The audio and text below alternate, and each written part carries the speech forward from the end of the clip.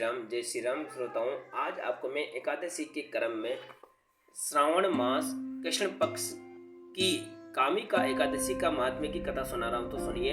युधिष्ठिर ने पूछा, गोविंद वासुदेव आपको नमस्कार है। श्रावण मास के कृष्ण पक्ष में कौन सी एकादशी होती है, उसका वर्णन कीजिए। भगवान श्री कृष्ण बोले, राजन सुनो, मैं तुम्हें एक पाप नाशक उपाख्यान सुनाता हूँ, जिसे पूर्व काल में ब्रह्मा जी ने नारद जी से पूछने पर कहा था। नारद जी ने प्रश्न किया, भगवान कमलासन मैं आपसे ये सुनना चाहता हूँ कि श्रावण मास के कृष्ण पक्ष में जो एकादशी होती है उसका नाम क्या है, उसके कौन से देवता हैं तथा उनसे कौन सा पुण्य प्राप्त होता है। प्रभु ये सब बतलाइए। ब्रह्मा जी ने कहा, नारद सुनो, मैं संपूर्ण लोगों के हित के इच्छा से तुम्हारे प्रश्न का उत्तर दे रहा हूँ। श्रावण मास में कृष्ण पक्ष की एकादशी होती है, उसका नाम कामिका है। उसके स्मरण मात्र से वाजपेयी यज्ञ का फल मिलता है। उस दिन श्रीधर, हरि, विष्णु, माधव और मधुसूदन आदि नामों से भगवान का पूजन करना चाहिए। भगवान श्री कृष्ण के पूजन से जो फल मिलता है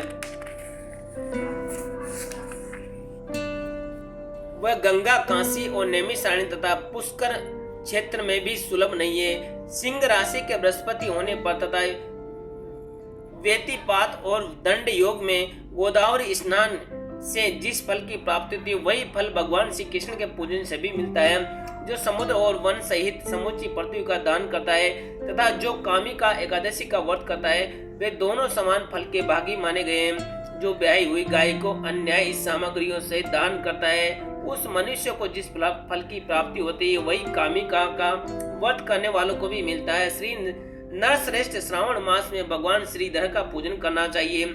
उसके द्वारा गंधर्वों और नागों सहित संपूर्ण देवताओं की पूजा हो जाती है। अतः पाप भीरु मनुष्यों को यथाशक्ति पूरा यत्न करके कामिका के दिन श्री हरि का पूजन करना चाहिए। जो पाप रूपी पंख से भरे हुए संसार समुद्र में डूब रहे हैं, उनका उद्धार करने से कामिका का व्रत सबसे उत्तम है। आध्यात्म विद्या परायण पुरुषों को जिस फल की प्राप्ति होती है उसमें बहुत अधिक फल कामिका का व्रत का सेवन करने वालों को मिलता है। कामिका का व्रत करने वाला मनुष्य रात्रि में जागरण करके न तो कभी भयंकर यमराज का दर्शन करता है और न कभी दुर्गति को प्राप्त होता है।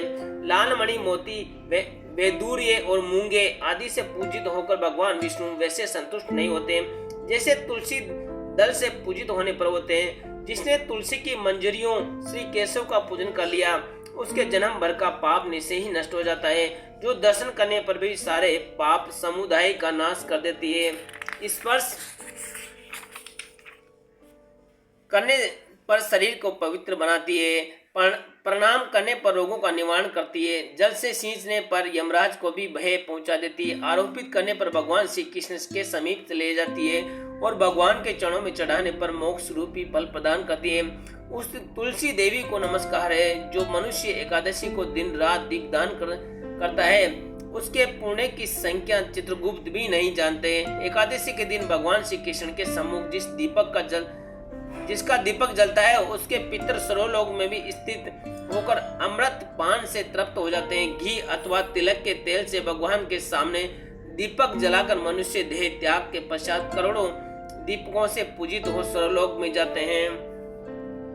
भगवान श्री कृष्ण कहते हैं, युधिष्ठिर, ये तुम्हारे सामने मैंने कामिका एकादशी की महिमा का वर्णन किया है। कामिका का सब पातकों को हरने वाली है, अतः मनुष्य को इसका व्रत अवश्य करना चाहिए। यह स्वर्ग अथवा महान फल, पुण्य फल प्रदान करने वाली है। जो मनुष्य के श्रद्धा के साथ इसका महात्म्य में स्मरण करता है, वह सब पापों से मुक्त हो जाता है और विष्णु लोक को चला जाता है।